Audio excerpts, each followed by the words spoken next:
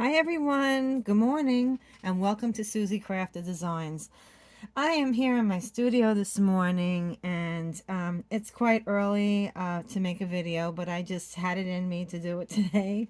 Um, I don't know how many of you are on my Facebook page, but last week sometime I showed this really pretty flower that I made, and I thought I would show you how I do that. And again, like I said, I am not the greatest at tutorials, but I had quite a few people message me on how I make these types of flowers. I know there are so many tutorials that are out there that people do it, and I'm going to do one more.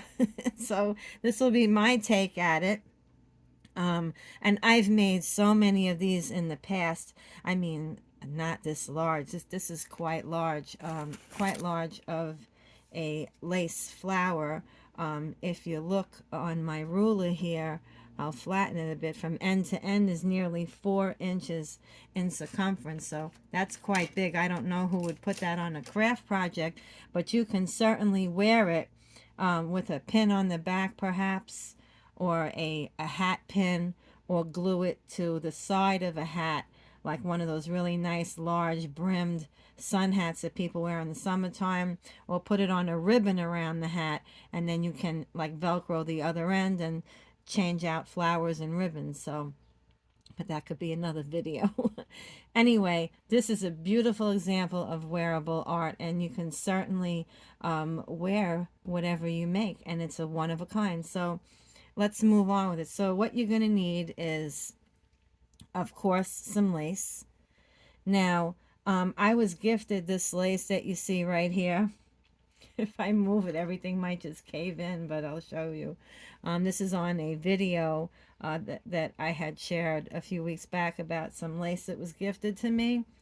And that's on a reel, and it's, I would say it's at least over 30 years old, every bit of it. So I called it like a vintage lace, but super pretty lace, very soft and pretty. And it does have this wide edge on it. Like, I don't know if at the time that it was meant to like maybe put inside of a fabric and then sewn along, and this would be like a seam binding act in some way. So what I'm going to do for this here, I'm going to just, I'll show you in a minute. But anyway, you need a piece of lace trim.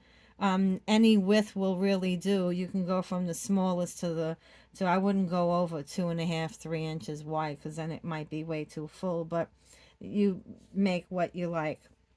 You're going to need a piece of felt, which I already cut this out. I use my Suzie machine for this. I have the circles die, which is very old, but still works very well. And when I make things like this, I cut it out on my Suzie to have a perfect circle. The circle for this flower measures 1.25 inches wide. So you can cut it out on your own. It doesn't have to be perfect. But I wound up cutting a few of these. Actually, I do have another one I can show you. This one's much larger. You need a lot more lace for this one, which would be this flower here that I just showed you. Of course, you'll need a scissor. You'll need some type of a flower center. In this case, I'm probably going to use a pearl or a small vintage button, and I'll decide that in the end, which it's most likely going to be the pearl because that's my favorite. And some hot glue, and you're ready to go. Oh, of course, you're going to need some thread. So I already, to cut to the chase, I already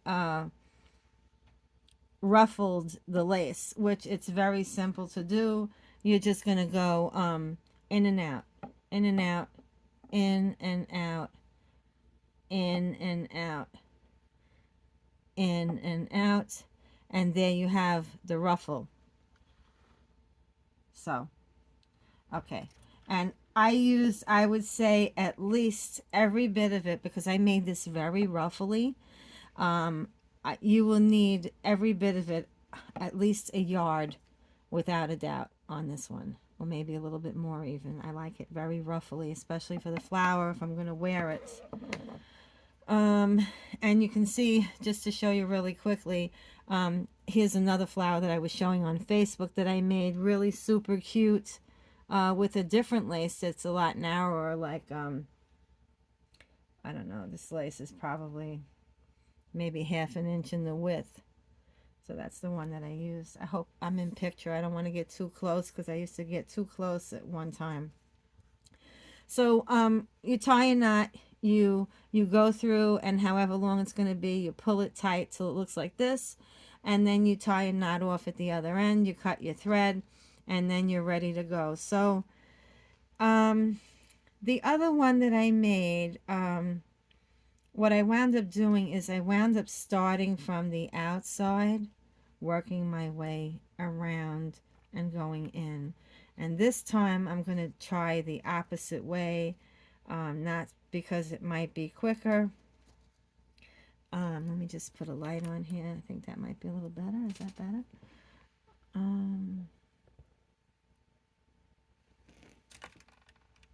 Okay. I wanted to see which was the back side of my lace. I'm very sorry in advance, you guys. I am not the greatest person for tutorials, but I am trying to do that.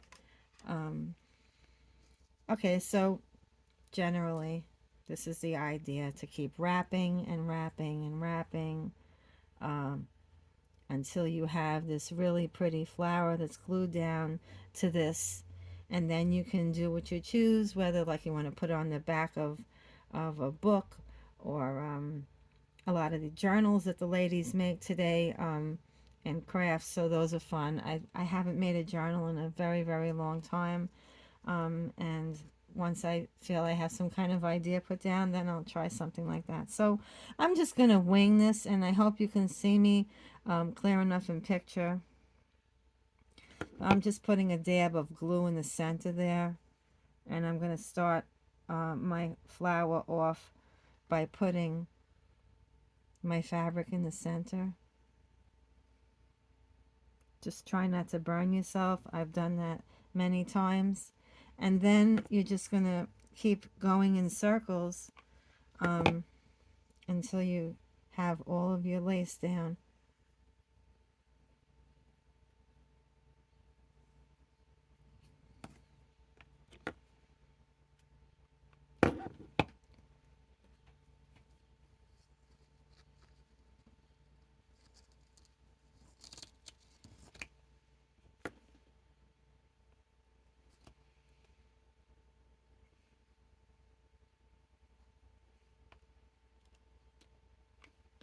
Forgive me if I get silent for a little bit. I'm not used to talking while I'm working. And as you can see, this goes pretty quick once you get the ruffling part done. I've done so many of these in the past, so I'm kind of going quick at it. But again, you're just going in a circle, and try to just push down a little bit, not where you're going to really burn yourself at all.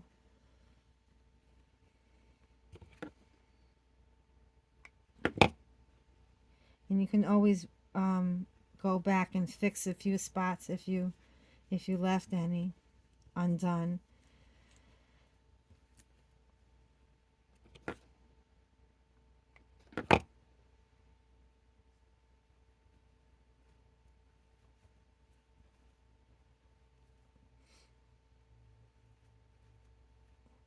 Now some of the you'll notice it, because you're fabric on fabric, the glue doesn't dry as fast like when you're hitting paper and fabric. So it's still a little hot in there, and the glue is a little soft, so you can still like smoosh it around in there and try to move things around. Very pretty. But like when I did this one, I had the same thing. I wound up using two different laces. I did one and then another one to try and make it look really full, because I think this one is actually going on a bag. So this one is done actually. And it's a very pretty lace, and just have to play with it a little bit. I'm not using a second lace in there like I did the other one, but see, now I'm just going back in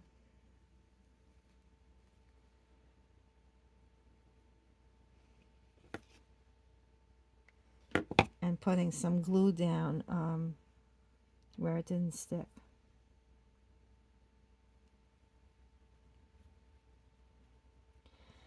Okay, and now when I'm done, again, you can have a flower center of some kind, like I mentioned to you before, and this is very full. So if you have any smaller flowers that you worked on, like at one time I made some really cute fabric flowers using a button center, but the button center, that was like a long time ago, several years back. The button center was covered in fabric, I think I used, or ribbon at the time. But what's really cute is that you can take a very small flower that you had made once before, if it fits in there and it looks nice, and you can get that as your flower center, just to throw it off a little bit if you want to. Okay, or you can just go in and just put your own center in there, just a plain pearl in there if you like, or you can leave it plain, just having the fabric in the center there. And it's a clean shot. The back is pretty good. It's a little ruffled, but if you use the heat gun, the heat gun will make some of it come loose, and you can even it out if you're making it for a customer. Using your heat tool could be very helpful in in some crafts like this, because without ripping, not ripping it off and then losing all the lace and everything looks terrible, or losing anything that you worked on, you can just try that. And if, for those of you who don't know what a heating tool is, this is a heating tool. It's not necessarily a hair dryer, but it's specifically made for crafts. This one is by Suzie. It works pretty well if you need to use it. I have it for quite a while. My other one was shot from all the embossing that I did over the years with it, with card making and tags and so on. So anyway, there's your flower. This is the other one that I made with two different laces and a larger piece of felt at the bottom. You could see that this one is a whole lot fuller, as this one is much flatter, but it's still really pretty. And this lace is probably like about a little over an inch wide. See, if I had left it the other way, it would be a lot wider, but this part was too flimsy, so I folded it in half. Okay, guys, that's a little bit of a flower tutorial this morning on how to make a flower with your lace trim. I hope you enjoyed my video today. Thank you so much for watching. Please like and hit the red button, subscribe. Have a good day.